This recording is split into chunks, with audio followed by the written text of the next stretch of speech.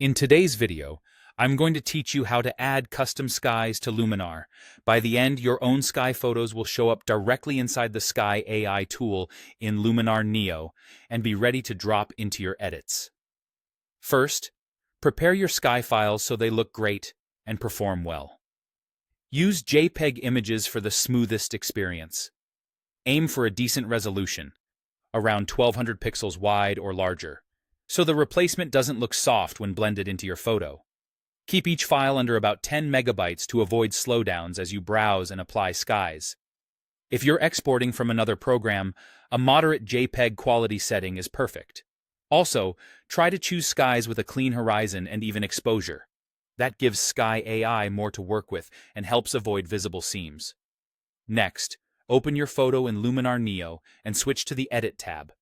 On the right-hand panel, scroll down until you find Sky AI. Click it to open the tool, then open the Sky Selection dropdown. This is where your built-in options live, and where your custom skies will appear once you add them. There are two simple ways to bring in your skies. To add a single sky, stay in the Sky Selection dropdown and click the plus icon at the end of the list.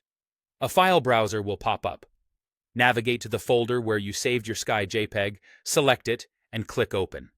The sky is imported immediately, and you can use it right away without leaving the tool. To add a batch of skies, open the Sky Selection menu and choose Show Custom Skies. This opens the special Custom Skies folder on your computer where Luminar looks for user skies. Drag and drop, or copy and paste, all your sky JPEGs into this folder.